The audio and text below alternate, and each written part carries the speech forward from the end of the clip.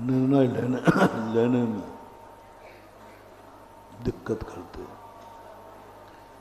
एक और प्रकृति ने नियम बनाया, तुम अकेले कुछ नहीं कर सकते हो, इस दुनिया में जीने के लिए तुम्हें दूसरों का सहारा लेना पड़ेगा, कोई भी क्यों ना हो, लेना ही पड़ेगा। जब तक हमें, और वो भी पर पदार्थों का,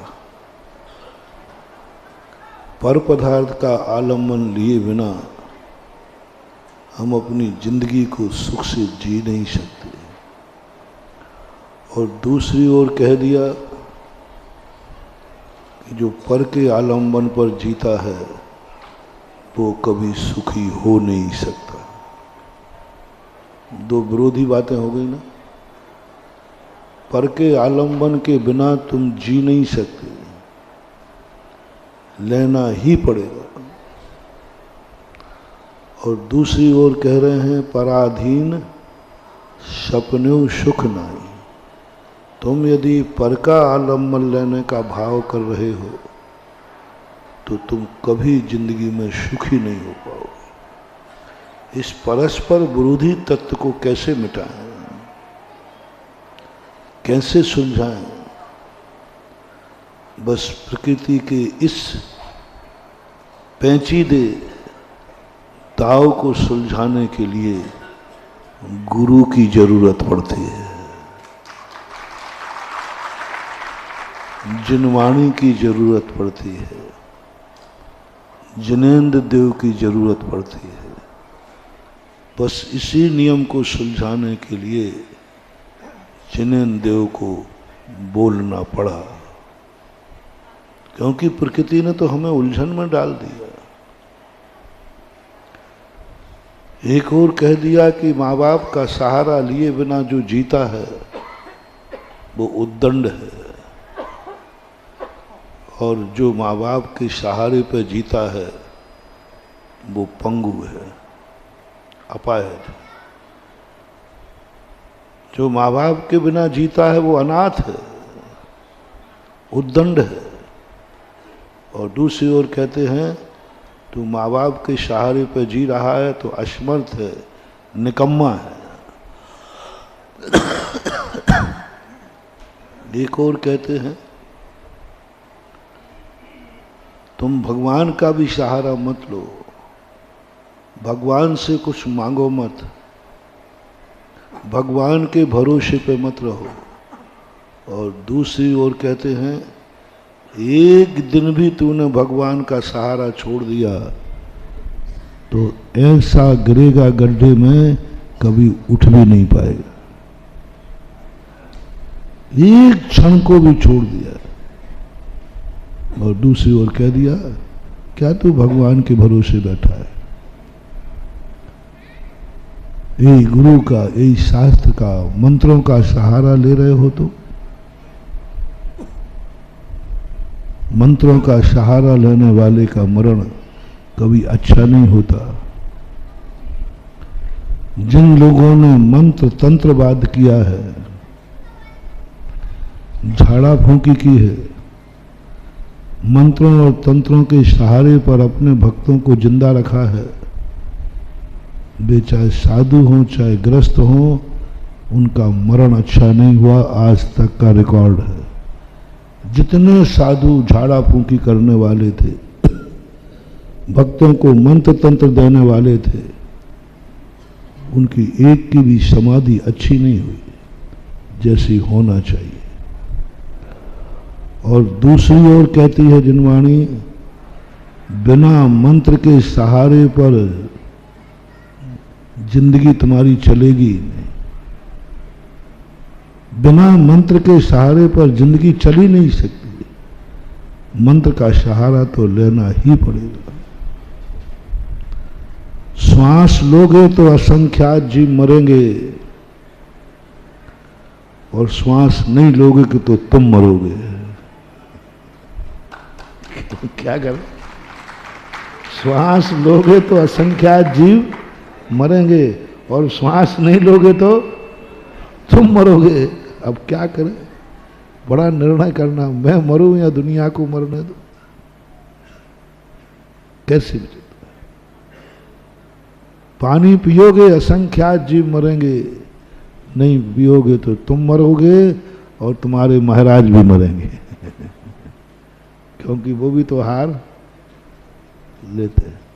और दूसरी ओर कह दिया, देख लो एक गिलास पानी पीते हो तब कितने जीव मरते हैं,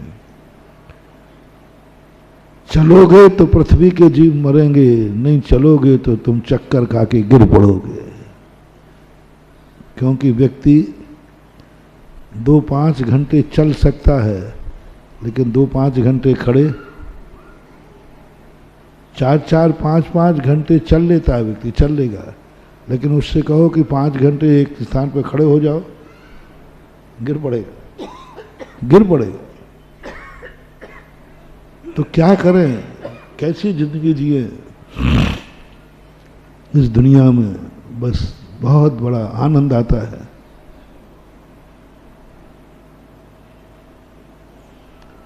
जब सृष्टि की तरफ से सोचता हूं तो उलझ जाता हूं, और जब भगवान की तरफ देखता हूं तो सुलझ जाता हूं। जब जिंदगी को देखता हूं तो उलझ जाता हूं, और जब शास्त्रों को पढ़ता हूं तो सुलझ जाता हूं। सब सुलझने ऐसी रखी रहती है, एक एक सेकंड में सुलझाते हैं। और जिंदगी में सोचो तो बताओ, जितनी बातें मैंने कही, ये समस्या है कि नहीं? सिद्धांत भाषा में कहा, पर्याय के बिना सुख नहीं है। सिद्ध भी पर्याय है, अरहंत भी पर्याय है, मुनि भी पर्याय है, श्रावक भी पर्याय है। इस पर्याय के बिना सुख नहीं। और कुंदकुंद स्वामी कहते हैं, पज्जय मूढ़ो मूढ़ा, जो पर्याय दृष्टि रखता है, पर्याय का अपेक्षा रखता है, वह मूढ़ कह दिया। पज्जय मूढ़ो मूढ़ा, जो पर्याय में मूढ़ है, पर्याय की अपेक्षा रख रहा है, वह मूर्ख है।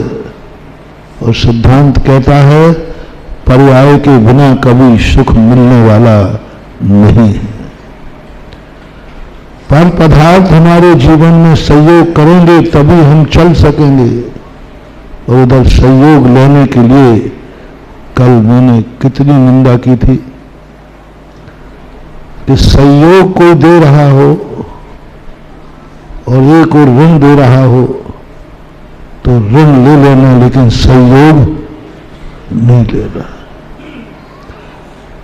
क्योंकि ऋण लेने में सबसे बड़ी विशेषता क्या है? ऋण अच्छा नहीं है, मैं अच्छा नहीं कह रहा हूं, लेकिन इसकी अपेक्षा कम से कम ऋण में हमें चुकाने का भाव तो है। ऋण में हमने एग्रीमेंट पे दस्तखत किए हैं कि मैं तुम्हारा ऋण चुकाऊंगा, और हमने ऋण में ये किया है, हमने ऋण नहीं लिया है, तुम्हें प्रॉफिट कराया है। ग्राहक को भी पुण्यबंध होता है, क्योंकि वो सेठ के बाल बच्चे पालता है। यदि ग्राहक नहीं आवे तो तुम्हारी क्या दशा होगी? तो तुम्हारे बाल बच्चे पलते, तुम्हारा आजीविका चलती है। तो ऋण लेने में कोई इतना बड़ा पाप नहीं है, क्योंकि ऋण लेने में हम उसका पैसे को बढ़ा रहे हैं। वो हमारा काम कर रहा है, हमें मुसीबत में काम आ रहा है, और उसका पैसा बढ़ रहा है। मैं ऋण देने वालों से पूछता हूं, तुम उसकी परेशानी के लिए सहायता करने के लिए ऋण देते हो कि अपना पैसा बढ़ाने के लिए ऋण देते हो? उद्देश्य क्या है? हाँ, झूठ मत बोलता हूं, दुनिया लोगों को ध्यान रखना। तुम्हारा उद्देश्य होता है कि पैसा घर पड़ा क्या कर रहा है? तो ऋण लेने में पाप नहीं है, क्योंकि हम उसके पैसे को बढ़ा रहे हैं ईमानदारी से। हम पैसा दे रहे और लौटाने का भी संकल्प है। जितना हम उसका उपयोग कर रहे हैं उतना हम ब्याज दे रहे हैं। व्यापार है, ऋण व्यापार की कोटि में आता है। ऋण लेना और देना पाप नहीं है, शोषण करना पाप है, नाजायज फायदा उठाना पाप है। इसकी मजबूरी है, जितना परसेंटेज कहो ये देगा, बस ये पाप है। एक नियत व्यवस्था में, एक निश्चित व्यवस्था में यदि आप ऋण देते हैं तो कोई पाप नहीं, और आप ऋण लेते हैं ईमानदारी से कि हम ब्याज भी देंगे, हम चुकाएंगे भी, तो आप कोई पाप नहीं कर रहे हैं। व्यापार में चलता है, बस नियत साफ रखना, और नियत यदि साफ है तो आपका ये व्यापार ग्राहक का और मालिक का जो संबंध है वही ऋण लेने और देने वाले का संबंध। किंचित मात्र भी पाप नहीं है, बस बेईमानी नहीं होना चाहिए। जो हमने कल कहा था, लिया है तो देने का भाव होना, लिया है तो दूंगा, और मुसीबत में दिया है तो दूंगा, मैं इसको खा के नहीं मरूंगा, दूंगा, बस ये चलता रहे तो ऋण तो एक व्यापार है। ऋण के बिना तो व्यापार चले, संसार ही नहीं चलेगा, सरकार ही नहीं चलेगी। ऋण की एक बहुत अच्छी परंपरा है। ऋण एक समाज का बैलेंस बनाती है। ऋण जो है संसार समाज की समस्याओं का समाधान करता है। चाणक्य ने लिखा, राजा को सदा अपनी प्रजा से ऋण लेना चाहिए और ऋण देना चाहिए, सहयोग नहीं। राजा से प्रजा से सहयोग नहीं लेना, टैक्स लेना अथवा ऋण लेना। राजा भी उधार लेता है, राजा को उधार लेने की कही प्रजा से कि जब कभी जरूरत पड़े तो राजा भी प्रजा से ऋण लेवे, ईमानदारी के साथ ऋण लेवे, दादागिरी से छीने नहीं, ऋण की व्यवस्था बनाई गई। इसलिए ये व्यवस्थाएं तो ठीक है, एक व्यापार चलता है, विनिमय होता है, पैसा बाजार में आता है, अर्थव्यवस्था ठीक होती है। ऋषभदेव ने व्यापार के लिए, इसलिए इसको व्यापार ऋषभदेव ने उपदेश दिया। लेकिन जिसकी बात में जो सबसे बड़ा निंदनीय है, सहयोग, ये ऋण से भी ज्यादा खतरनाक है, क्योंकि सहयोग में हमें लौटाने का भाव नहीं आता। सहयोग में हम सामने वाले को कुछ भी नहीं दे रहे हैं, सहयोग में सामने वाले को कुछ नहीं मिलना है, वो तो दे रहा है। इसलिए सहयोग देने के लिए हमारे यहां भेद बनाए, देखना समस्या का समाधान कर रहा हूं। अभी 3 दिन से तो हम समस्या में उलझा रहे थे कि ये नहीं करना, ये नहीं करना, ये नहीं। आज तो जब मैंने यही के निर्णय ले लिया कि इसके बिना चलेगा नहीं महाराज, बिना एक दूसरे के सहारे के बिना कैसे चलेगा। प्रकृति ने नियम बना दिए कि दुनिया में तुम स्वतंत्र नहीं रह सकते हो, किसी न किसी पर पदार्थ का सहारा लेना पड़ेगा, तुम्हें लेना ही पड़ेगा। तो अब अपन एक व्यवस्था बनाते हैं, सहयोग लेने का अधिकारी कौन और सहयोग किसे देना चाहिए। सहयोग देना है उसको जो इतना पुण्यहीन है, इतना पुण्यहीन है कि वो लौटाने में समर्थ नहीं है, समर्थ ही नहीं, लौटा ही नहीं सकता। कुछ भी करो उसके पास कुछ ही नहीं, देना हो तो दो, नहीं देना हो तो मत दो। लेकिन वो स्पष्ट हाथ ऊंचे कर देता है, जो भी मुझे देगा मैं उसको कुछ भी नहीं लौटा पाऊंगा। मैं तो जो हमारा हित करेगा मैं उसका भी हित नहीं करने की सोच भी नहीं सकूंगा। जो मेरा सहयोग देगा मैं कभी उसका सहयोग नहीं करूंगा, सोचूंगा भी नहीं, और किए हुए सहयोग का उपकार भी नहीं मानूंगा, उपकार भी नहीं मानूंगा। ऐसे व्यक्तियों को सहयोग देना है। उन व्यक्तियों को खोजो जिनको कितने तुम सहयोग करना, वे तुम्हारा उपकार नहीं मानेंगे, तुम्हें रिटर्न नहीं देंगे, कुछ भी नहीं देंगे। तुम उनको कितनी बचाना, वो तुम्हें नहीं बचाएंगे। तुम कितने हित का चिंतन करना, वो तुम्हारे हित का नहीं सोचेंगे। वो उपकारी को पहचानते ही नहीं। कितने उपकार करो, कितने उपकार करो, बल्कि मौका पड़े तो उपकारी का भी नाश कर देंगे। मौका पड़े तो तुम्हारे लिए नाश कर देंगे। एक पंचतंत्र चलता है साहित्य में, पंचतंत्र की कहानियां आती हैं। एक व्यक्ति बनारस से पढ़ के आया, मृत जीव को, एक पंचतंत्र है। पंचतंत्र का अर्थ होता है कि बदंती या शिक्षाप्रद, काल्पनिक। पढ़ के आया कि कोई मरे हुए की सारी हड्डियां मिल जाएं, यदि वो जोड़ देवे तो जिंदा हो जाता है। और दोनों ने, दो व्यक्ति थे, उसने कहा भाई ये शेर मरा पड़ा है, इसको अपन जिंदा करते। अपन ने पढ़ाई की है। दूसरा कहता देखो हर व्यक्ति को जिंदा नहीं करना चाहिए, ये वो जीव है जो जिंदा करने वाले को खा लेगा, जिंदा करने वाले को मार देगा। क्योंकि इसमें इतनी अकल नहीं है कि उपकार को माने, इतनी अकल नहीं है कि इसने हमें जिंदा किया, इसको बचाए। ये तो एकदम जैसे जिंदा होगा सबसे पहले तुम्हें मार के खा जाएगा, इसका नेचर है। नहीं माना तो एक व्यक्ति पेड़ पे चढ़ गया, उसने जिंदा किया, शेर जिंदा हो गया और भूखा ही मरा था, सबसे पहले उसी को खा गया जिसने जिंदा किया था। इनका सहयोग दे सकते हो। बहुत कठिन कर रहा हूं, जो तुम्हारे लिए सब कुछ खत्म कर दे, तुम्हारा सर्वनाश कर दे। तुम कितने प्रयास करना, वो उपकार मानने वाले उनको पहचान ही नहीं, ध्यान ही नहीं। चूहे का स्वभाव है उनका सहयोग देना, मान के देना कि हम चूहों को सहयोग दे रहे हैं। हंस के सामने एक बुलाव आया, दो चूहे थे, वो बड़े घबराए हुए थे। हंस से कहा भैया मुझे बचा लो, आप अपने पंखों में छुपा लो। छुपा लिया, बुलाव देख करके चला, चूहा गायब हो गए।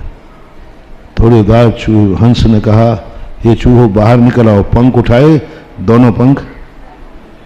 बोले ये क्या किया तुमने?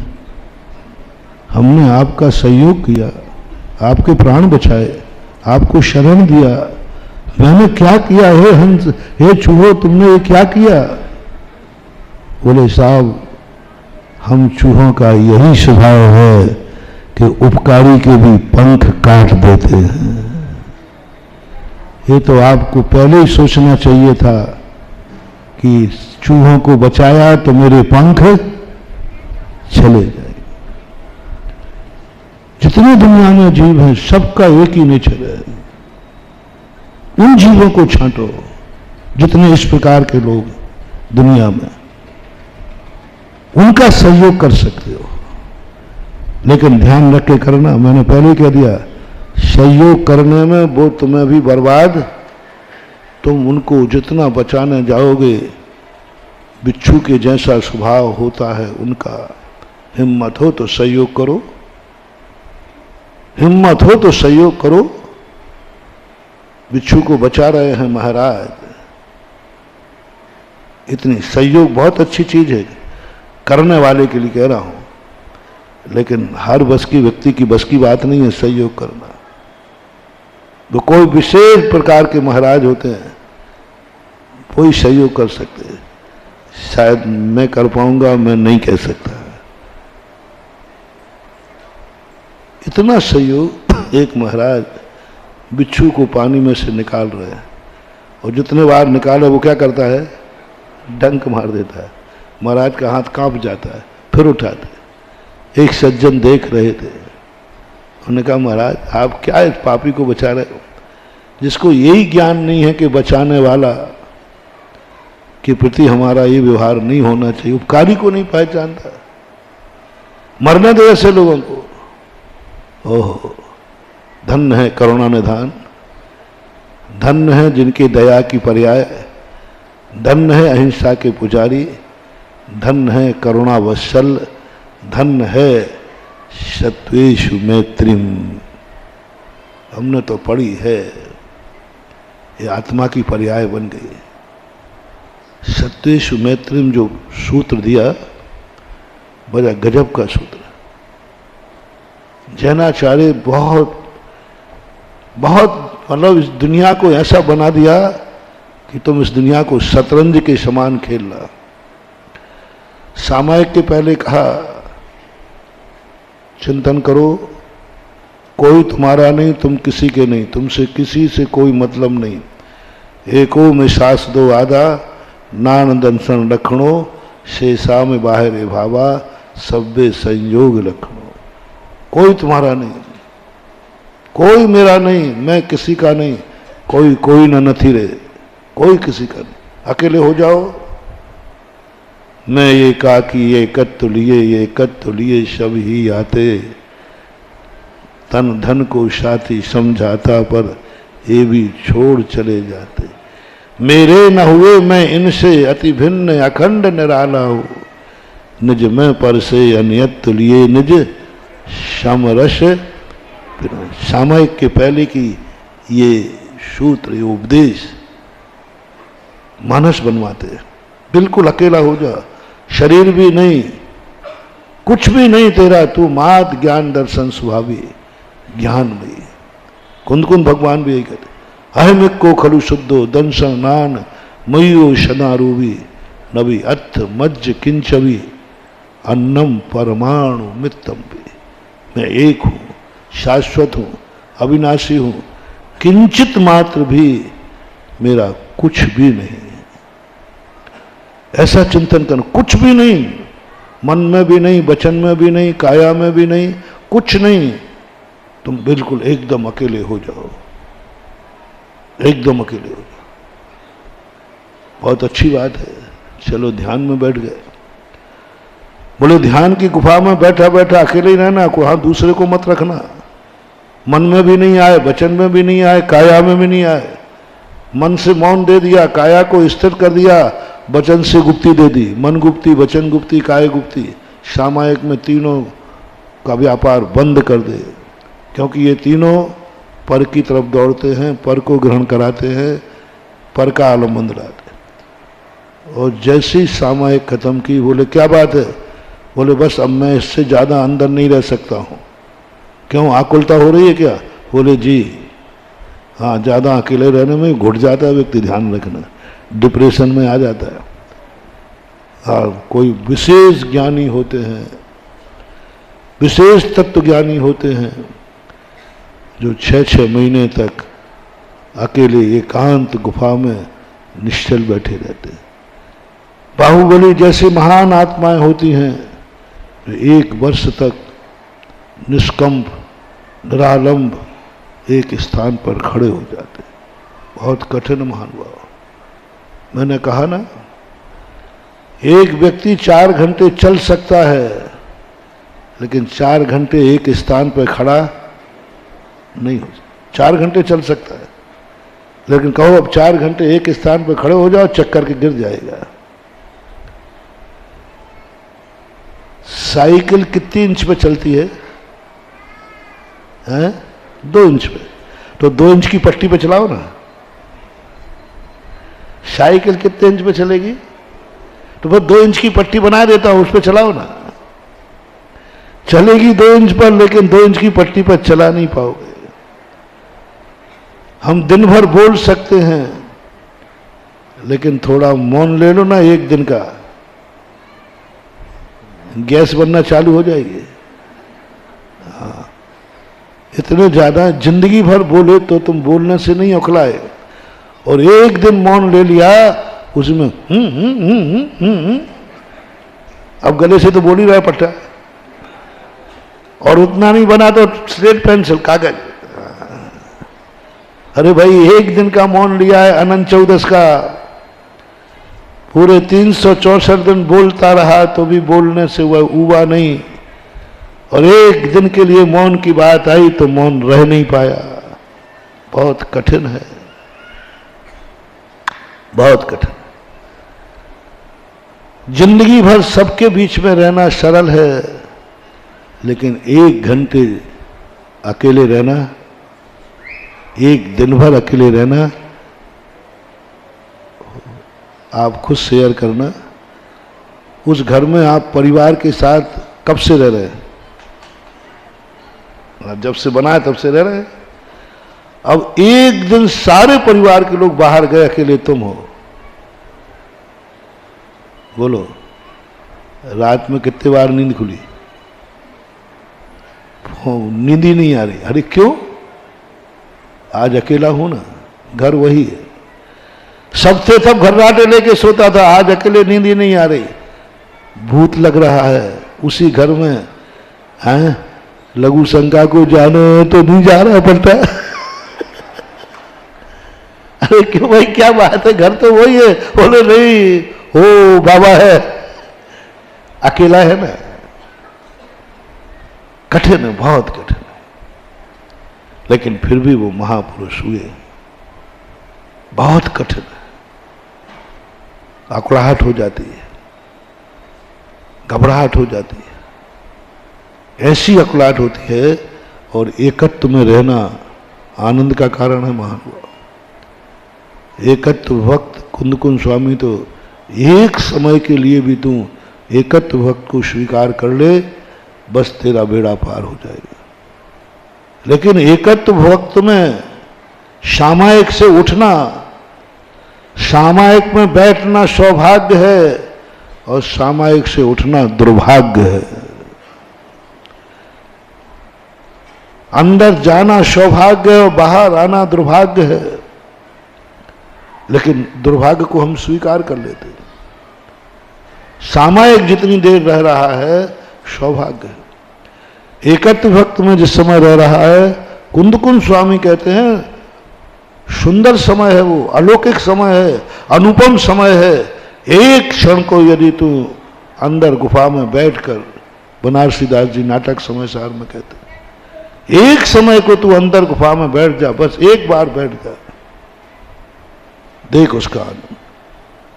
बैठ गया, अंतर गुफा में चला गया, लेकिन अनंत आनंददायी चीज से बाहर आ गया। बाहर आ गया क्या है? और बाहर आना दुर्भाग्य है।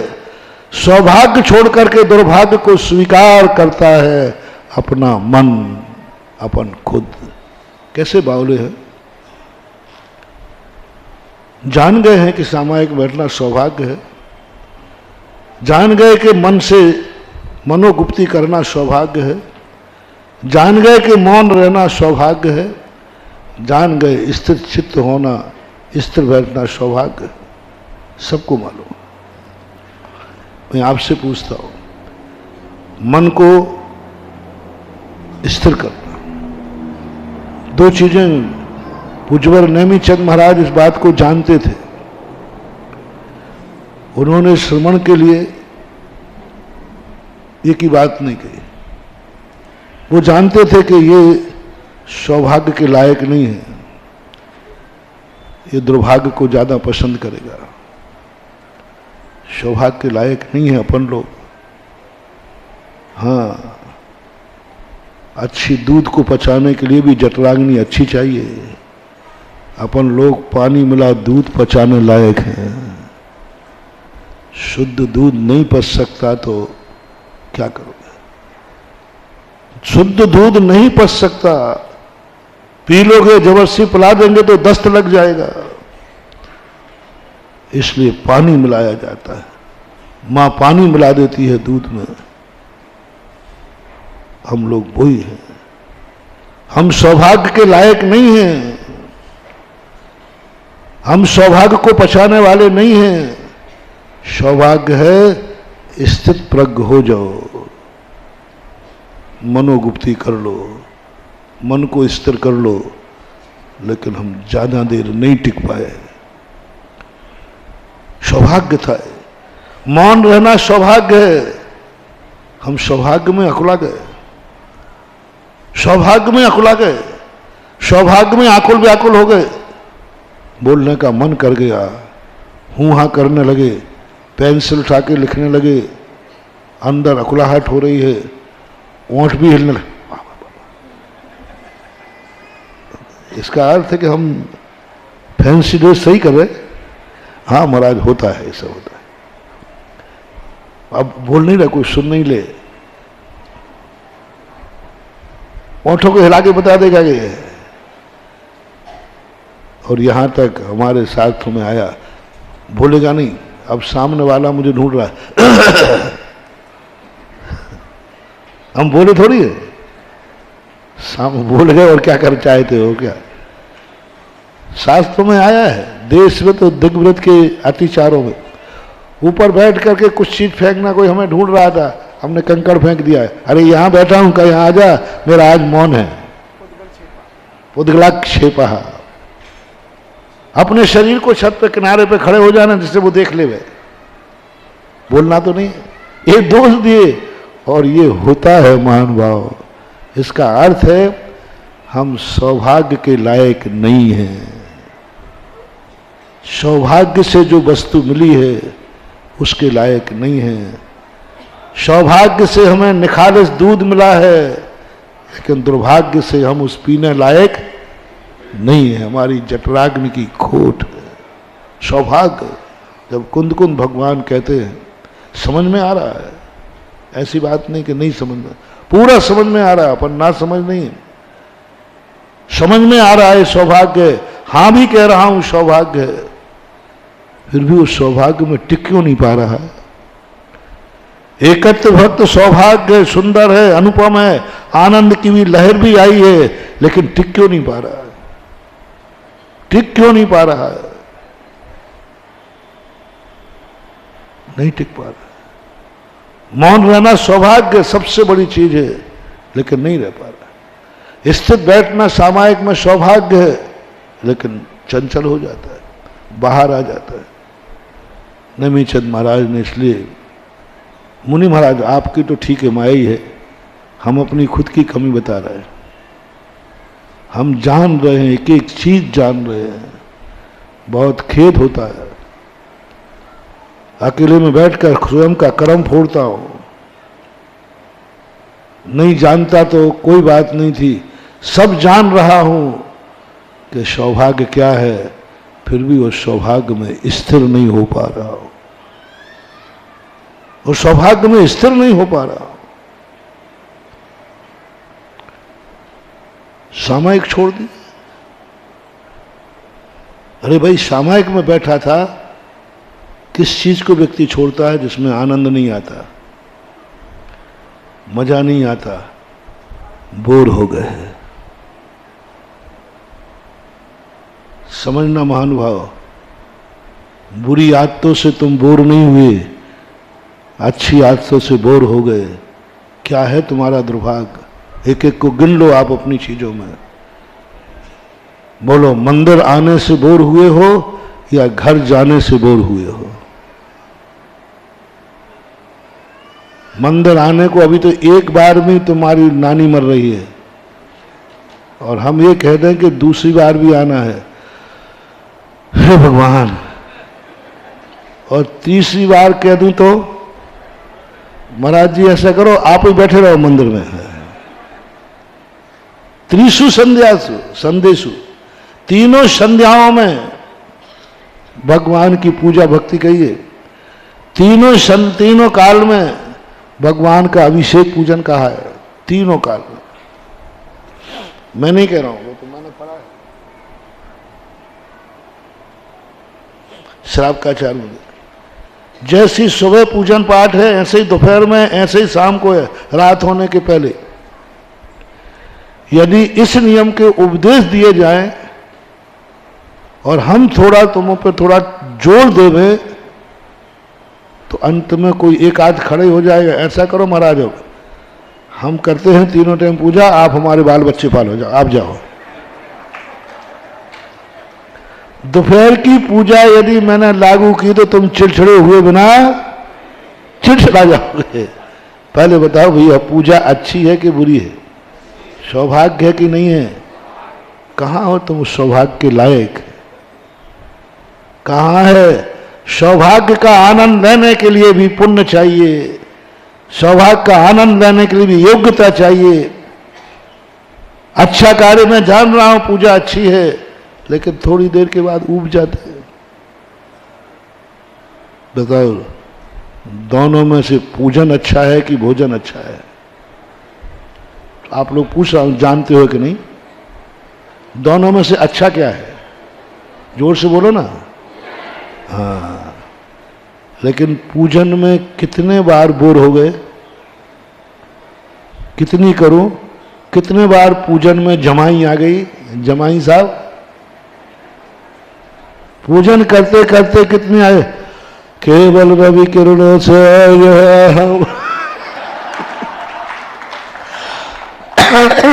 मेरी भावना करते जमाई, भक्तांबर पढ़ते हुए जमाई। ये सब अच्छी चीजें हैं कि नहीं? पहले तो ये बताओ, भक्तांबर पढ़ना अच्छी चीज है? सब महाराज पूजन करना, इसमें जमाई नहीं आई, जमाई आ जाती है। बोर हो गए, एक आध ज्यादा होते ही टेंशन हो गया, लेकिन भोजन करते हुए कितनों को जमाई आई। पूजन में तो आ गई महाराज, वही पूजन कितने बार करूं, वही सब कुछ वही तो है, वही पूजन महाराज। अब जिंदगी भर पढ़ते पढ़ते हो गए तो हैबिचुअल हो गए, इसलिए महाराज जमाई आ जाती है। कोई नई नई पूजा हो, नए नए कार्य हो, इस थाली का इस थाली में करना, और है क्या? अच्छा, रोटी भी तो वही है? प्रतिदिन ऐसे खाता है जैसे जिंदगी में कभी खाने मिली नहीं है। और उपवास के बाद है वो एक गिलास ऐसे लगता है जैसे जिंदगी में कभी खाए ही नहीं हो। यानी तुम किसके लायक हो? सौभाग्य के लायक है ही नहीं। माला फेरते समय कितने बार नींद आ जाती है?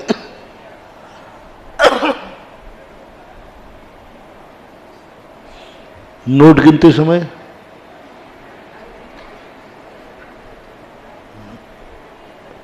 और हम कह दे में कि देखो ये माला तुम्हारी चूंकि द्वारा गिनो, द्वारा फेरो, तो तुम्हें वजन पड़ेगी।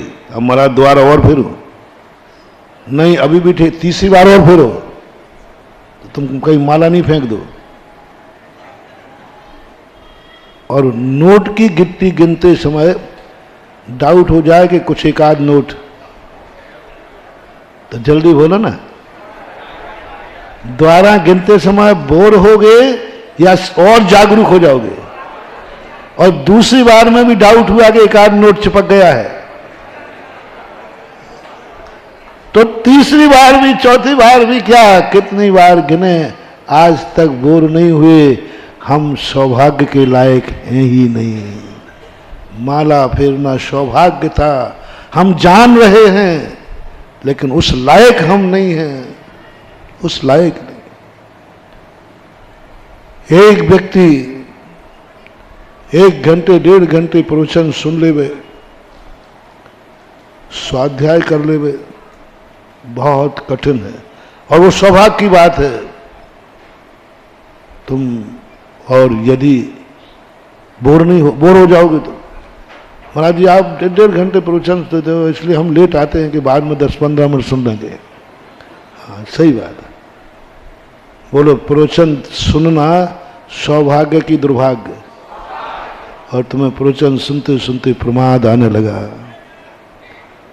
और वही, हाँ महाराज जी हम देखो इतने बैठ नहीं पाते, हम लोग चंचल लोग हैं, हम लोगों का मन एकाग्र नहीं होता। आप समझो बात, थोड़ी दया किया करो।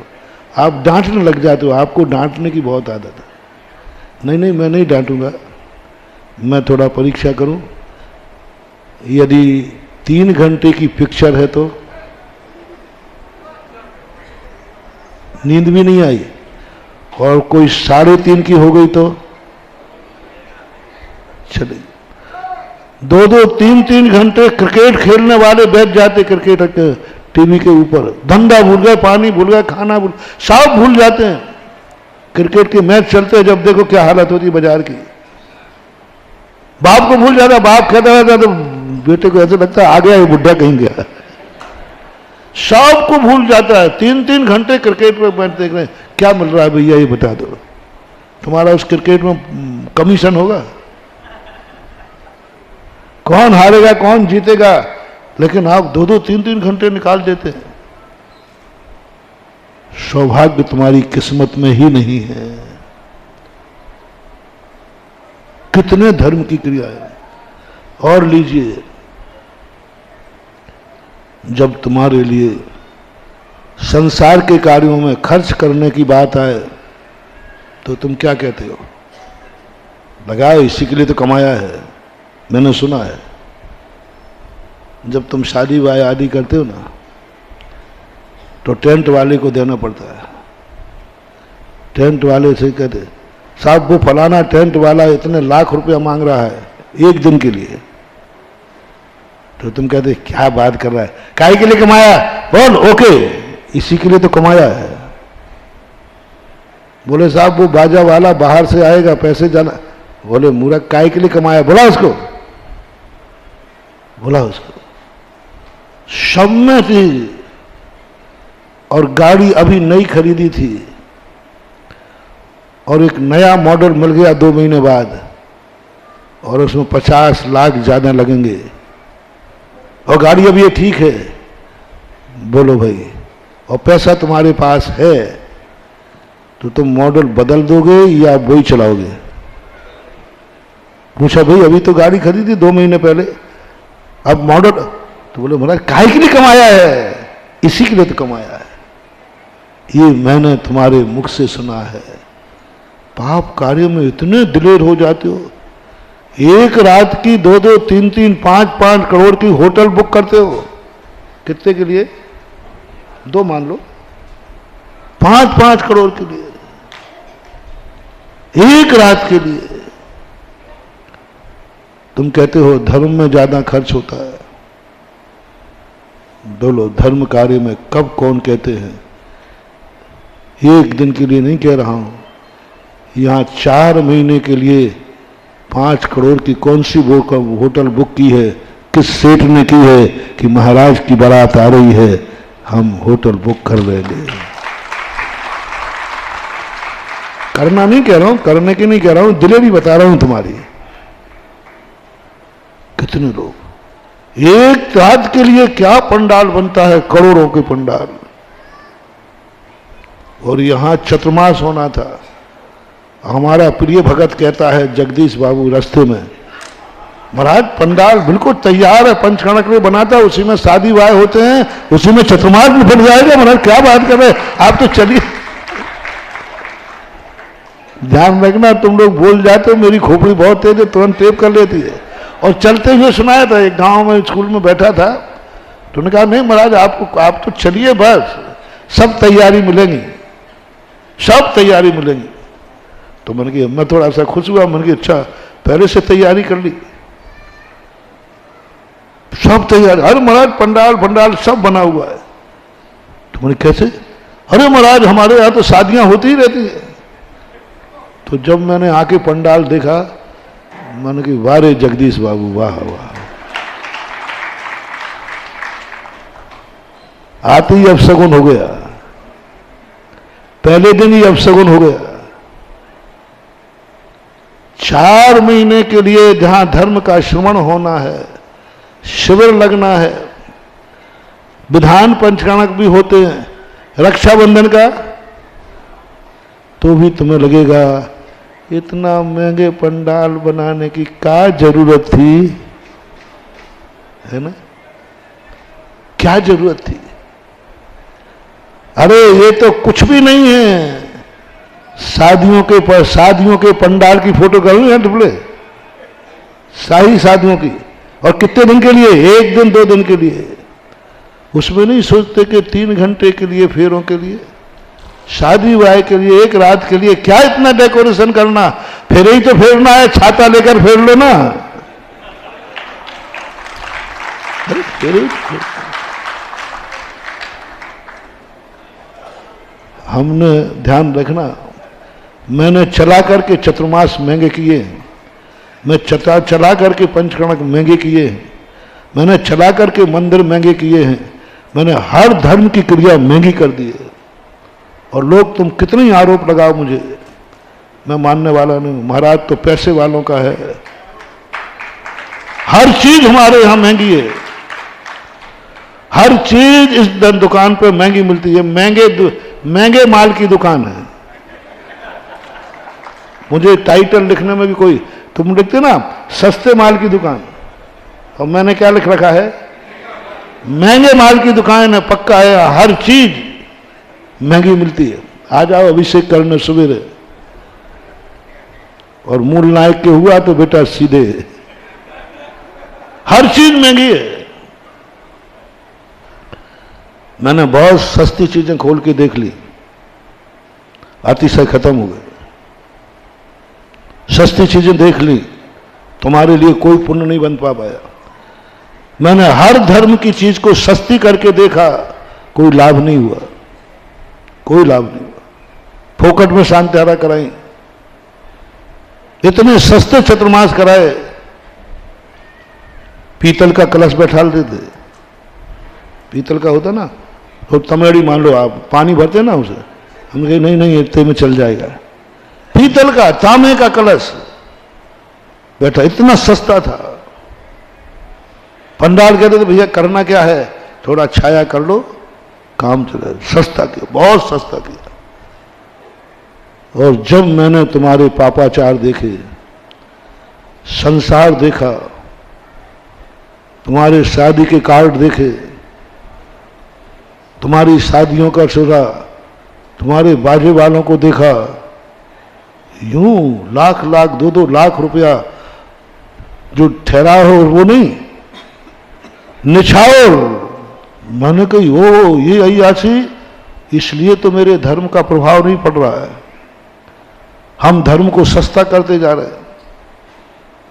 मैंने बहुत सारे जिनवाणी के पुस्तकालय खोले, सस्ते पुस्तकालय, कम से कम 10-15 स्थानों पर खोला, आधे मूल्य पर जिनवाणी मिलना चाहिए,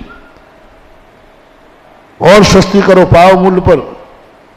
कुछ तो मैंने निःशुल्क ही शुरू किए, सब बंद हो गए। सब जितने पुस्तकालय खोले थे, हर चतुर्मास में प्राय भाव होता था, सब बंद हो गए। मैंने कहा ये बंद क्यों हो रहे हैं? सस्ते थे, सस्ते थे, कमेटियों ने बंद कर दिए, सस्ते थे, घाटा उठाया, कोई ने पढ़ा ही नहीं। फिर मैंने सोचा अब महंगा साहित्य, और महंगे साहित्य का जब मैंने जिनवाणी का स्टॉल खोला, आज 30 साल हो रहे, सकुशल चल रहा है, कमेटी चला गई। मैंने अतिशय देखा, निःशुल्क करने वाली शांति धारा कराई, वर्षों कराई मैंने, कोई लाभ नहीं हुए, कोई नहीं आया। और जब से शांति धारा महंगी की है, चमत्कार देख लो, लाखों संस्मरण हैं कोरोना के और अभी के, जो शांति धारा से लाभ हो रहे। मैंने सस्ता चतुर्मास करके देखा, कोई लाभ नहीं हुआ। और जब से महंगा किया, एक कलश वाला नहीं मिलता था, एक कलश वाले बैठा लेंगे, मनाना पड़ते थे। ये कलश, अरे राम राम, ये यदि बैठ गया तो समझ लेना ओहो बहुत बड़ा महंगा हो गया। मैंने कि मामला क्या है? फिर मैंने कहा चतुर्मास महंगा करो। अब कलशों की लाइन अभी तक लग रही है, अलमारी कम पड़ रही है, बहुत बड़ी अलमारी बनाई थी, कम पड़ रही है। मैंने कहा ये क्या मामला है महान। पैसा देकर अभिषेक करने वालों को बुलाया जाता था, तब अभिषेक होता था। आज पैसा दे रहे हैं, लाइन लगा के अभिषेक कर रहे हैं, ये अतिशय हुआ। ये क्यों हुआ? क्यों किया मैंने? क्यों किया?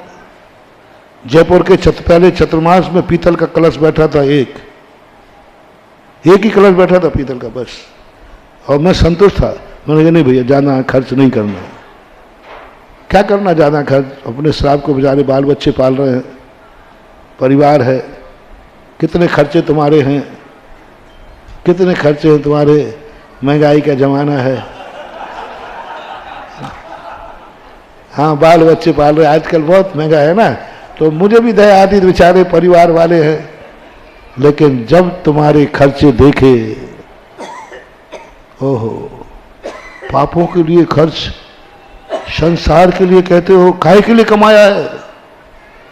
मैंने कहा इसलिए असर अब नहीं होगा। मैं एक पंच कल्याणक, निर्दोष पंच कल्याणक 500 रुपये में करा सकता हूं। लोगों बड़ी तकलीफ है महाराज, पंचकर्णक आजकल बहुत महंगे हो गए, और खास तौर से आपके सानिध्य का पंचकर्णक बहुत महंगा है, और आपका चतुर्मास भी बहुत महंगा है। मुझे सब मालूम है, इतना बुद्धू नहीं हूं। हाँ, इतना बुद्धू नहीं, मुझे मालूम है। जिसने खुद महंगा किया हो उसको क्या बोल रहे हो तुम महंगे हो रहे? जिसने खुद महंगा किया है, चला कर किया, पूरी ताकत लगाई कि महंगा होना चाहिए। हमें आम से मतलब है, गुठली से नहीं। हमें मतलब है आपको फायदा होना चाहिए। भगवान के ऊपर जल ढालना मेरा पर्पस नहीं है, भक्तों के संकट दूर होना चाहिए, ये मेरा पर्पस है।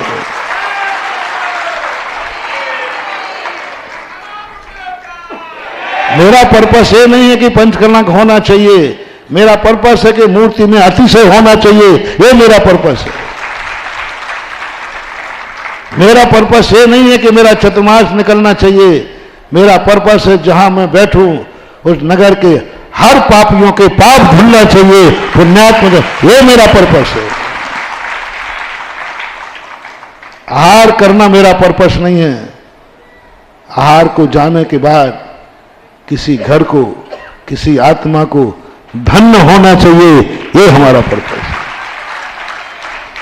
और इस पर्पस को जब ध्यान में रखा तब मैंने कहा नहीं, मोड़ो इनको, नहीं तो कितना भी धर्म कराते जाना, इनकी संपत्ति, इनका मन, इनका वचन, इनका तन सब पाप में बह जाएगा।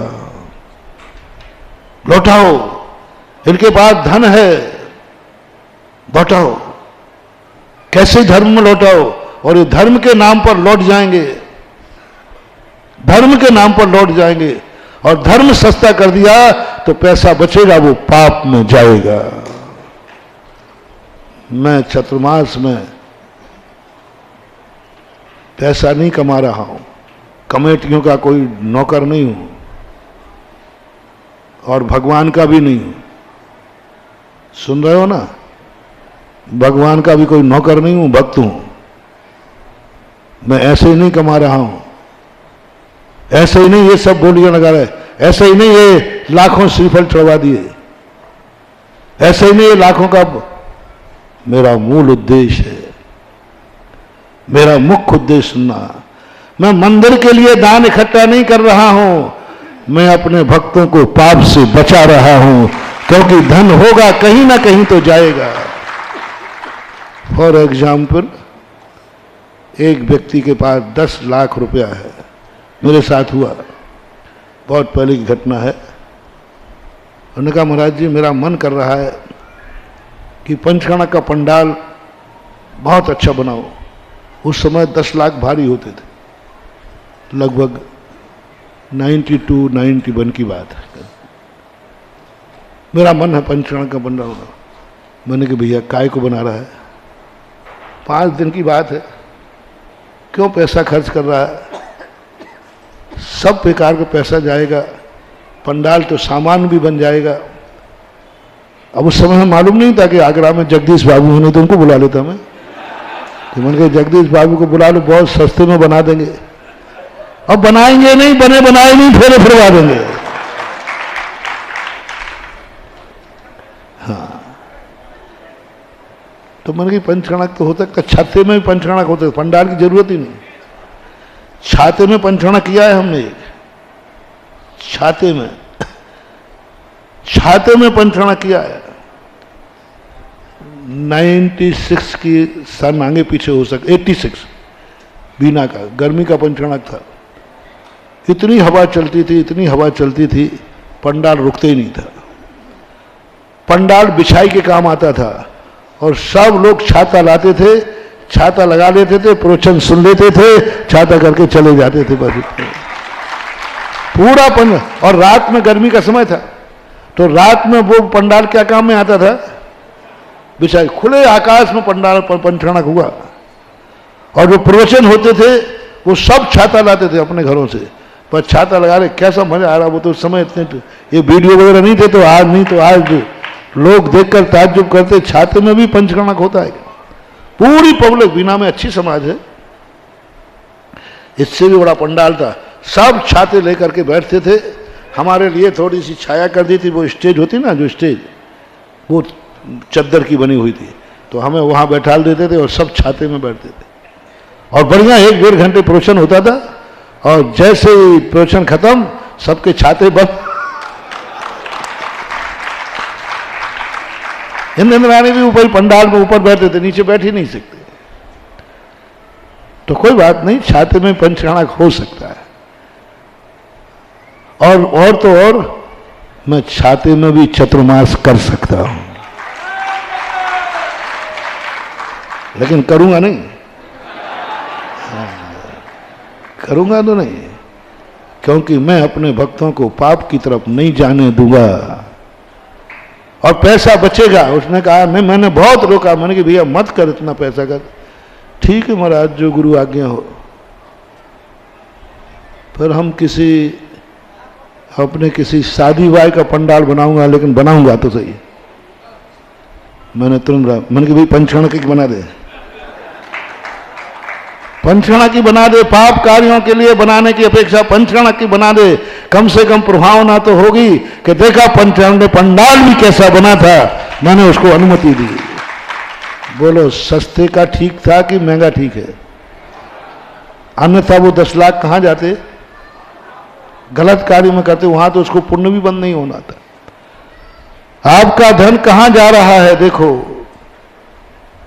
आप मंदिर कह रहे हो कि मंदिर महंगे हो गए, आपकी हवेलियां देखो कितनी महंगी हैं, कितनी महंगी हैं हवेलियां, उनके सामने तो कुछ भी नहीं है। आप कह रहे मंदिर की धर्मशालाओं का किराया महंगा है क्षेत्रों पे, होटलों से तो सस्ता है।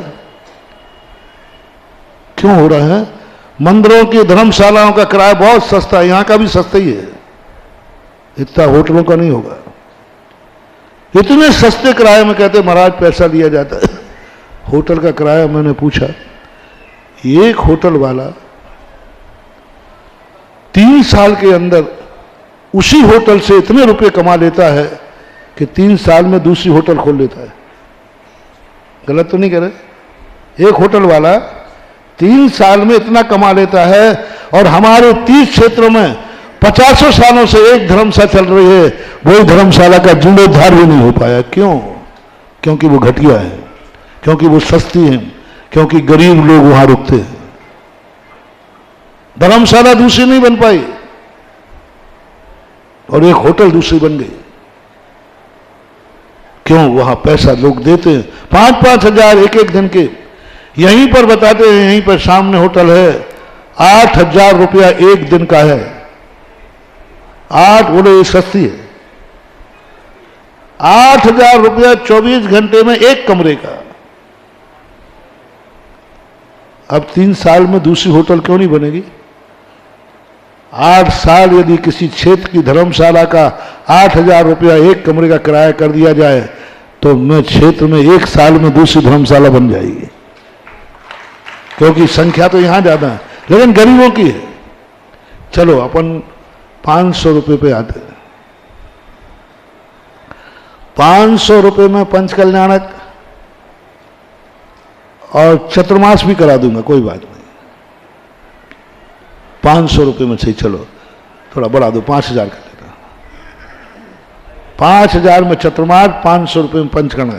आगम सम्मत कराऊंगा, आगम से कोई दोष नहीं आएगा। 500 रुपये में सुधारवादी खुश हो जाएंगे, बोला जी यही चला दो, बहुत वेस्टेज होता है, पंथ कल्याण को बहुत वेस्टेज होता है।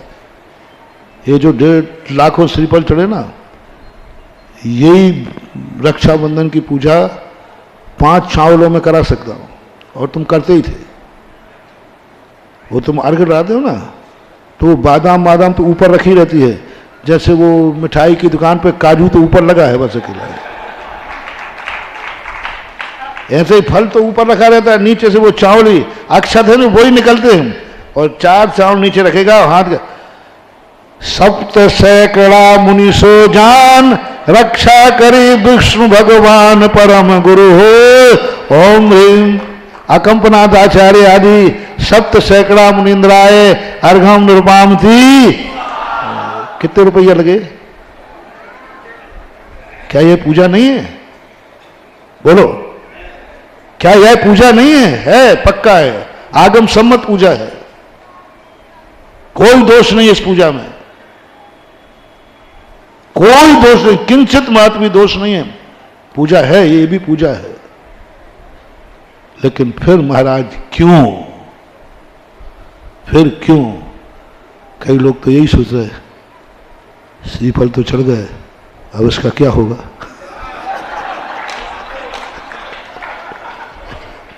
अब इसका क्या? नारी पूछे सोम की काहे बदन मलिन, का कछु गिर हो तुमरो गिर गयो, का काहू को दीन। एक विप्र था जो मंदिर से गया, तो वहां जाकर के उदासीन बैठा था, तो उन्होंने कहा क्या बात है, आज तुम्हारा चेहरा क्यों उतर, कुछ गिर गया क्या? नहीं नहीं गिरा तो नहीं। बोले महाराज के प्रवचन में तो नहीं गए थे, और महाराज ने कोई ऐसा जम के प्रवचन दे दिया और एक आध बोली ले ली हो, हाँ हो जाता क्या? तो आपने कहीं बोली तो नहीं ले ली। नारी पूछे सोम की काहे वदन मलिन, वदन है ना चेहरा, का कछु तुमरो गिर गयो, का काहू खो दीन। तो सोम कहता है पगली, महाराज तो क्या, महाराज के गुरु आ जाए तो हमसे 1 रुपया नहीं दिलवा सकते, और मेरी अंटी में से कुछ गिर जाए, कभी नहीं हुआ कुछ नहीं। फिर क्या बात है, ना कछु हमरो गिर गयो, ना काहू खो दीन, देतन देखो और खो तासो बदन मली। मेरा कुछ गिरा नहीं, मैंने किया नहीं, दूसरा दे रहा था, दूसरा ले रहा था, उसको देख के ही लगा कि बदन मलिन। वो श्रीफल चढ़ा रहा था, महाराज चढ़वा रहे थे, इसी को देख देख करके हम सोचे थे इसका क्या होगा। इतने श्रीफलों का क्या होगा, क्या करेंगे? आखिर वो अंदर की बात कल आई गई शाम को। हर साल आता है, हर साल आता है ऐसी बात। क्या कर, व्यर्थ में तुम्हारा चल रहा है। जब महाराज 500 रुपए में हो सकता है तो वेस्टेज क्यों? जब 5 चावलों में पूजा हो सकती है तो क्यों? लो अब इसकी कहानी, बस आपके कारण महंगा हुआ है, आपने मुझे महंगा कराया है, आपका सारा दोष आपका है। आप सुधर जाओ, मैं सुधर जाऊंगा। अब मामला उल्टा चलेगा, मैं सुधरूंगा, तुम तो सुधरे नहीं। मैं कई बार सुधर के देख लिया, मैंने कई बार सुधर के देखा, तुम नहीं सुधरे। अब मैंने नियम कर लिया है कि तुम सुधरो तब मैं सुधरूं। जो बेटे होते ना बदमाश बेटे, वो पापा कहें बेटा मंदिर चलो, भरतेश वैभव में आया चक्रवर्ती मंदिर, तो पापा पापा आप चलो, पिताजी चलो हम आते हैं, और वो चलेगा, छोकरा आया ही नहीं। तो फिर चक्रवर्ती क्या करता है, नहीं अब सबसे पहले आप लोग जाओगे, हमने भी सुधर के देख लिया, तुम नहीं सुधरे, तुम जो के त्यों रहे। अब हमने नियम ले लिया है, पहले तुम सुधरो, बाद में हम सुधरेंगे। लो फॉर एग्जाम्पल, तुम 500 रुपए में शादी करना शुरू करो, और गारंटी मैं लेता हूं 500 रुपए में शादी होगी निर्दोष, बिल्कुल कहीं दोष नहीं आएगा, गारंटी मेरी। कहो एक आज पहली शादी मैं ही करा दूंगा, निर्दोष, बताते जाऊंगा, कराऊंगा तो नहीं। विधि लिख दूंगा कि 5, और शास्त्र से, लोक सम्मत से, कहीं से कोई कमी नहीं आएगी। शादी है क्या चीज? पाणी ग्रहण, वरमाला। पाणी ग्रहण में क्या होता है? हल्दी कितने की आएगी? हैं? कितने की हल्दी? 5 रुपए की। दोनों को हल्दी लाएं, घोल दो, और 2 मालाएं अच्छी सी 100 रुपए की माला, 2 माला 200 रुपया, और 5 रुपए की हल्दी। दोनों को हल्दी लगाओ और माला पहनाओ और हल्दी लगा, दोनों के हाथ मिलाओ, थैंक यू वेरी मच, जाओ खेलो खाओ मस्त रहो।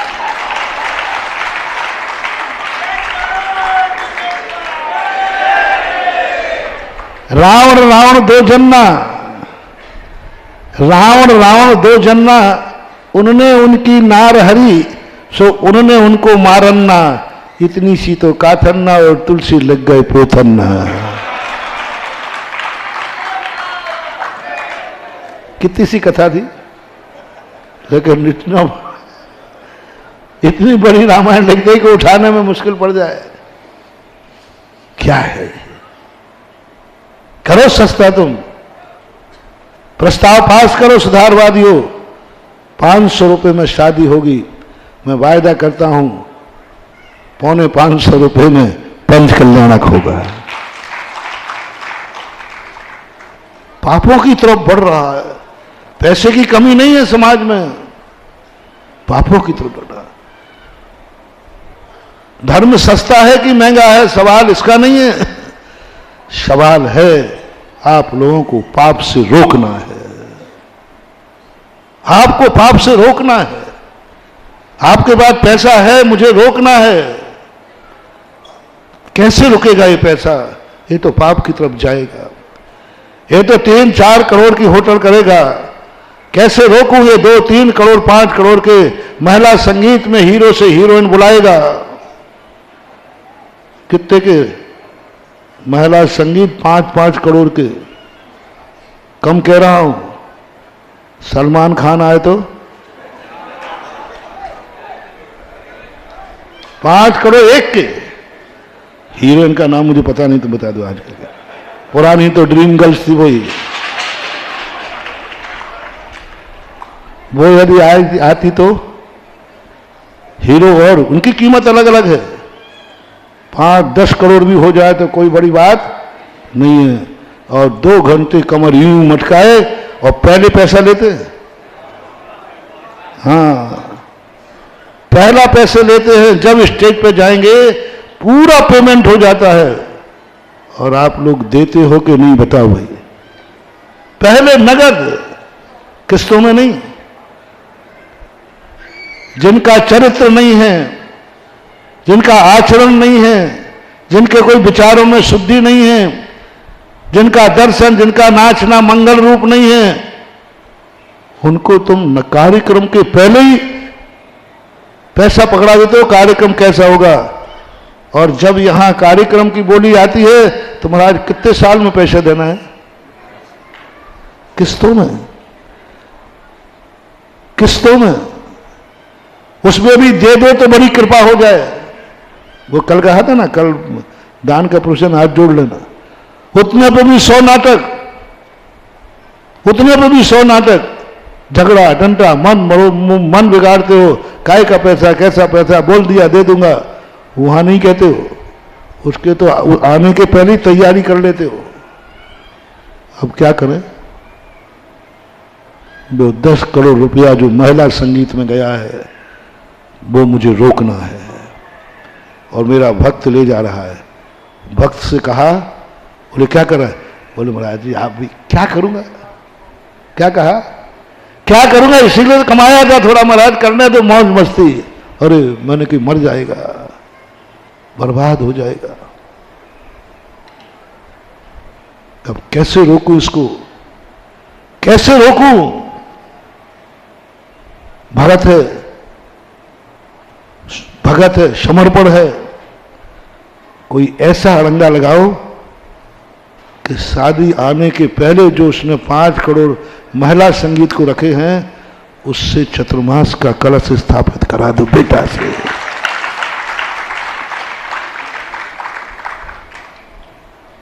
और पहले कराओ और इस ढंग से प्रवचन दो, इस ढंग से महिमा बताओ। और वो ले लिया। अब बाद में महिला संगीत की शादी है, अब क्या खाक करेगा? ये है तरीका। पाप की तरफ से तो मुड़ना जैन दर्शन गजब का दर्शन है। जैन दर्शन दान पर विश्वास नहीं रखता, त्याग पर विश्वास रखता है। इष्टोपदेश में पूज्यवर पूज्यपाद स्वामी ने स्पष्ट लिखा, कोई व्यक्ति कहे महाराज जी मैं प्रतिमा लेता हूं, त्यागी बनता हूं, लेकिन फिर दान नहीं दे पाऊंगा, धंधा पानी बंद करना पड़ेगा, और आप प्रतिमाएं मत दो, हम प्रति साल 10 करोड़ रुपया देंगे। कितने? प्रति साल देंगे। आप मुझे आशीर्वाद दिए धंधा पानी की, मैं बहुत बुद्धिमान हूं, बहुत कमा सकता हूं, और व्रत भी लेना है मुझे 2 प्रतिमा के, इन 2 में से एक करूंगा, क्योंकि वृत्ति बनूंगा तो फिर कमाने में उतना नहीं कर पाऊंगा। सवाल 10 करोड़ का है, और बड़ा करूं? ऐसे लोग भी हैं साल भर के 50 करोड़ कमाते हैं, और वो कह रहा 50 करोड़ दान में दूंगा, जहां आप कहोगे वहां दूंगा। इन दोनों में से एक का निर्णय आपको करना है गुरुजी। प्रतिमा ले लूं तो फिर 1 रुपया दान में नहीं होगा, फिर परिग्रह प्रमाण हो जाएगा, सब शुद्धि करना पड़ेगी, फिर धंधा पानी नहीं कर पाऊंगा। और नई प्रतिमा लूंगा तो 50 करोड़ दान पर ईयर। बोलो क्या करूं? हाँ मोटिया जी, कोषाध्यक्ष जी, चलो तुम ही बताओ अध्यक्ष जी, 50 करोड़ आएगा? 50 करोड़ खजाने में, और उधर क्या? ओहो, खोटा साधु होगा, खोटा गुरु होगा, तुम्हारा जन्म जन्म का दुश्मन होगा, पत्थर की नाव के समान डुबोने वाला होगा। तो कहते प्रतिमा उतना क्या लेना, कमाई कर और ला 50 करोड़। चोखा साधु होगा, तुम्हारा जन्म जन्म का ऐतिहासिक करेगा, वो तुरंत कहेगा बेटा काहे का दान? दान कोई धर्म है क्या? दान कोई धर्म नहीं है, त्याग धर्म है। सब छोड़ के दंडफन छोड़ और 2 प्रतिमा धारण कर ले और 2 प्रतिमा दे दे। दान का कोई मूल्य नहीं है, दान तो मजबूरी है, दान तो समस्या का समाधान है, दान तो गंदगी का स्नान है। दान क्या है? गंदगी का स्नान है। दान तो समस्या का समाधान है, दान तो घाव के ऊपर मलहम है, दान तो पाप को धोने का एक साधन है। वास्तविक क्या है? व्रत, त्याग। 2 प्रतिमा का व्रत करोड़ों रुपए की कीमत नहीं, ये तो मैंने बहुत सस्ता कहा। चक्रवर्ती का पद भी यदि 2 प्रतिमाएं लेने में निछावर होता है तो सच्चा गुरु कर दे चक्रवर्ती छोड़ दे। 6 खंड का राज्य 2 प्रतिमा लेने पर 6 खंड का राज छोड़ना पड़ेगा। सच्चा गुरु कह देगा भक्त से छोड़ दो चक्रवर्ती का पद। क्या रखा है इसमें? जो 2 प्रतिमाओं में आनंद है। जो 2 प्रतिमाएं इतनी कीमती हैं, 2 प्रतिमाएं इतनी अनमोल हैं, कोई भी व्रत का मोल दुनिया में है ही नहीं जो उसके बदले व्रत की आहुति दी जाए। 2 प्रतिमाएं, मात्र 12 व्रतों की कीमत बता रहा हूं। 12 व्रतों की इतनी कीमत है कि दुनिया की कोई वस्तु नहीं है जिसके बदले में 2 प्रतिमाओं को आहूत किया जा सके। इतना अनमोल है दान। नहीं, प्रतिमाएं तो मैं नहीं लूंगा महाराज, त्याग तो मैं नहीं करूंगा महाराज, तो फिर दान करो। पाप तो नहीं छोड़ूंगा मैं, व्यापार धंधा तो नहीं छोड़ूंगा मैं, आराम परिग्रह तो नहीं छोड़ूंगा मैं, फैक्ट्रियां तो बंद नहीं होंगी महाराज। तो फिर कहा ठीक है दान कर। गंदा हो रहे हो तो स्नान करो, स्नान करो। स्नान करना कोई जरूरी नहीं है, आवश्यक नहीं। हम लोग इतने साल हो गए आज तक स्नान नहीं किया और आहार करता हूं, बिना स्नान के तुम्हें खाने नहीं दूंगा, आहार भी नहीं दे सकते, और मैं स्नान नहीं करता हूं तो भी आहार ले रहा हूं। क्यों? गंदा ही नहीं होता, मन से गंदा नहीं, वचन से गंदा नहीं, काया से गंदा नहीं, कृत से गंदा नहीं, कार्य से गंदा नहीं, अनुमोदना से गंदा नहीं, कहीं से तो गंदा नहीं हो रहा, काय के लिए स्नान करूं? और तुम कितनों से गंदे हो रहे हो? 108 दरवाजे हैं गंदे होने के तुम्हारे, कभी मन से, कभी वचन से, कभी काय से, कभी हिंसा से, कभी झूठ से, कभी चोरी से, कभी कुशील से, कभी परिग्रह से। कितने पाप हैं जिनसे गंदे हो रहे हो? उनके लिए औपचारिक रूप से तुम्हें स्नान करना है। स्नान हमारी गंदगी का समाधान है, दान हमारी कमाई में किए हुए पाप का प्रक्षालन के लिए है कि कमाया है। श्रावकाचार्य महानुभाव को आहार दान तक को नकार दिया, आहार दान के लिए कह दिया जिस दिन तुम्हारा उपवास हो, जिस दिन तुमने आरंभ परिग्रह नहीं किया हो, उस दिन आहार देने की जरूरत नहीं है। जिस दिन तुमने अपना स्नान नहीं किया हो, अभिषेक करने की जरूरत नहीं है। उपवास के दिन अभिषेक की जरूरत नहीं है। न स्नान आदि मंजन आदि सब छोड़ दिया, भोजन बनाया ही नहीं, आहार देना जरूरी नहीं। आहार देना इसलिए जरूरी है, अभिषेक करने की जो बात आई, मानो बात, चलो मैं तुम्हारा मंदिर बहुत सस्ता करता हूं, बहुत सस्ता करता हूं। किसी को मंदिर में अभिषेक करने की जरूरत नहीं। किसी को दोष लग जाए तो गारंटी में लेता हूं, आज से मंदिरों में अभिषेक बंद,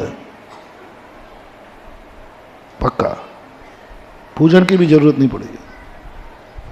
भगवान को मैं टालूंगा, चिंता मत करो। कोई दोष लगेगा, सारा दोष मेरे खाते। बस शर्त एक है, आज के बाद आगरा में कोई भी जैनी स्नान नहीं करेगा।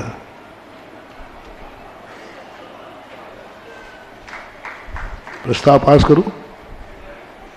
मुझे तो क्या, जिनवानी ने 2 बातें लगी, या तो स्नान बंद करो या अभिषेक चालू रखो।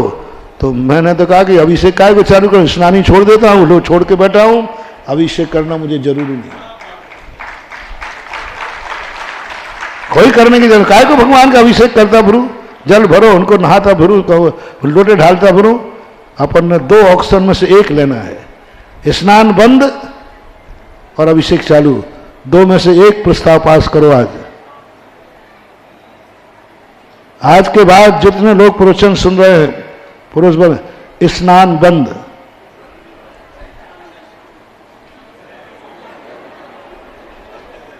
इधर बेटा 2 में से एक चुनना है, 2 के अलावा तीसरा कोई रास्ता नहीं है। तीसरा तो तीसरो है, तीये की बैठक। रास्ते 2 ही है, या तो स्नान बंद या अभिषेक चालू। तीसरा कोई रास्ता नहीं, तीसरा तो तीसरो है। और तीसरो क्या कहलाता मालूम? तीये की बैठक। पहले दिन जीव मरता है, कम से कम शरीर रहता है, दूसरे दिन हड्डियां रहती हैं, तीसरे दिन राख मिलती है। 2 के अलावा तीसरा रास्ता तुमने चुना तो तुम्हारी राख है, तीये की बैठक है। अब निर्णय तुम्हारे हाथ में। 2 में से एक, कौन सरल है,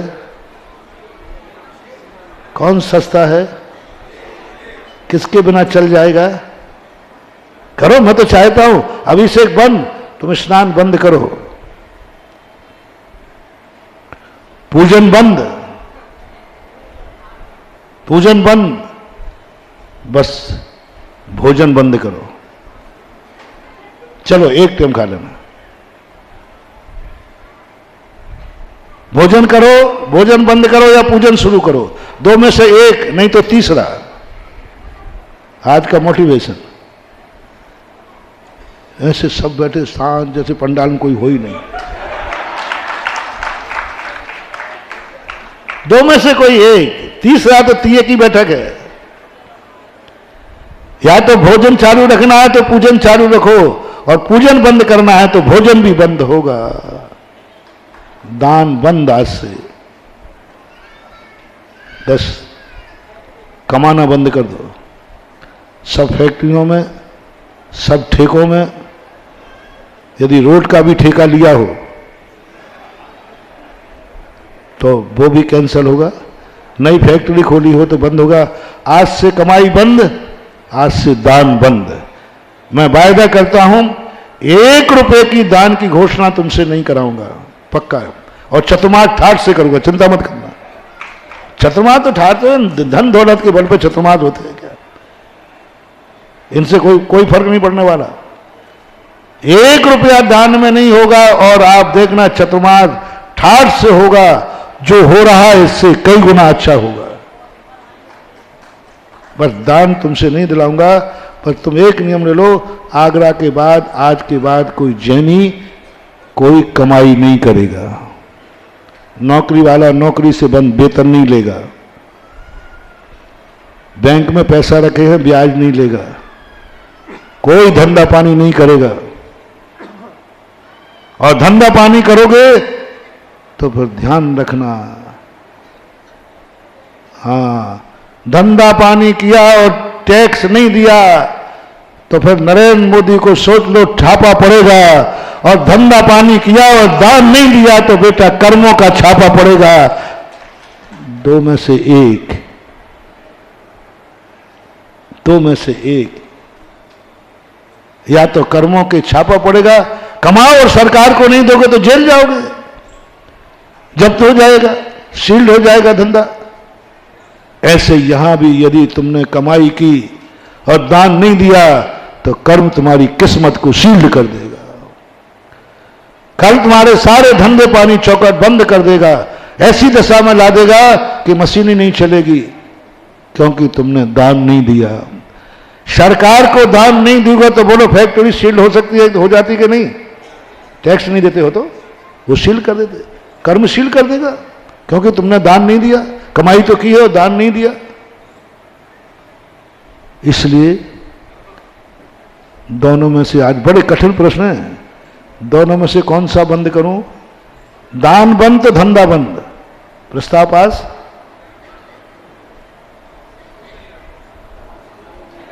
हमने कोई हो हाथ उठाने वाला नहीं है ना? तो महानुभाव दोनों ही चलने दो ना।